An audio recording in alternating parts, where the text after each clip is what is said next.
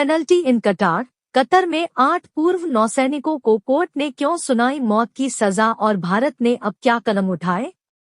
Qatar में 8 पूर्व भारतीय नौसेना कर्मियों को एक अदालत ने मौत की सजा सुनाई है। हिरासत में लिए जाने के बाद इन लोगों को महीनों तक एकांत कारावास में रखा गया था।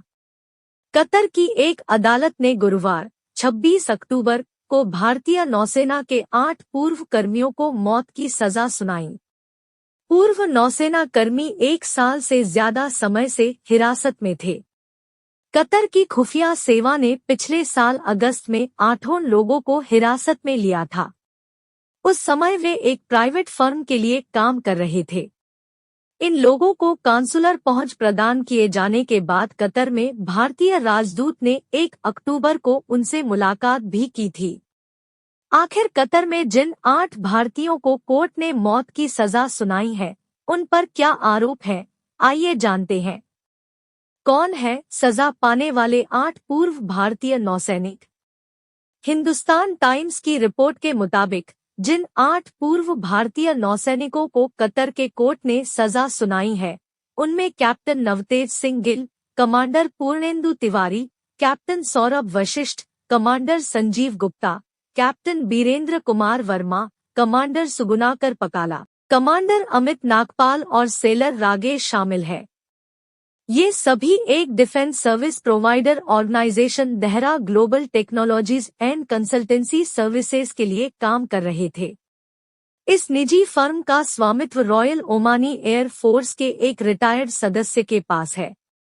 इस निजी फर्म के मालिक को भी गिरफ्तार किया गया था, लेकिन उसे पिछले साल नवंबर में रिहा कर दिया गया था। यह प्राइवेट फर्म कतर के सशस्त्र बलों को प्रशिक्षण और संबंधित सेवाएं उपलब्ध कराती थी। कतर में सजा पाने वाले भारतीयों पर क्या है आरोप? कतर सरकार ने पूर्व भारतीय नौसैनिकों के खिलाफ आरोपों को सार्वजनिक नहीं किया। इसलिए माना जा रहा है कि यह सुरक्षा से संबंधित मामला था। अदालत की सुनवाई में आरोपों का जिक्र किया गया, लेकिन कतर और भारत सरकार ने उन्हें सार्वजनिक नहीं किया। मीडिया रिपोर्ट्स के मुताबिक पूर्व भारतीय नौसैनिकों पर गुप्त क्षमताओं वाली कतर की एडवांस्ड पनडुब्बियों पर इजरायल के लिए जासूसी करने का आरोप लगाया गया। वहीं एनडीटीवी की रिपोर्ट के मुताबिक सूत्रों ने कहा कि इन 8 लोगों में से कुछ अत्यधिक सेंसिटिव प्रोजेक्ट पर काम कर रहे थे, जिसमें इटालियन टेक्नोलॉजी आधारित गुप्त विशेषताओं वाली छोटी पनडुब्बियां शामिल थी। हिरासत में लिए जाने के बाद से 8 लोगों को महीनों तक एकांत कारावास में रखा गया था। भारत सरकार लंबे समय से कहती आ रही है कि वह इन लोगों की रिहाई सुनिश्चित करने के लिए कानूनी रास्ते तलाश रही है। क्या है भारत सरकार का रुख?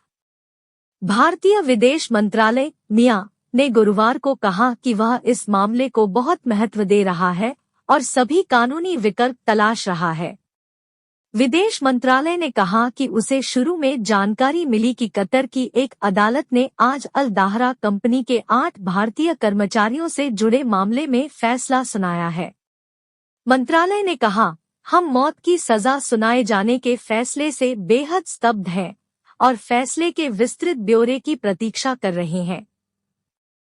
हम परिवार के सदस्यों और कानूनी दल के संपर्क में हैं। हम सभी कानूनी विकल्पों पर विचार कर रहे हैं। मंत्रालय के एक बयान में कहा गया, हम इस मामले को बहुत महत्व देते हैं और इस पर बारीकी से नजर रख रहे हैं। हम सभी तरह की राजनयिक और कानूनी सहायता देना जारी रखेंगे। हम फैसले को कतर के अधिकारियों के समक्ष उठाएंगे। इसमें कहा गया है कि इस मामले में कार्यवाही की गोपनीय प्रकृति के कारण फिलहाल कोई और टिप्पणी करना उचित नहीं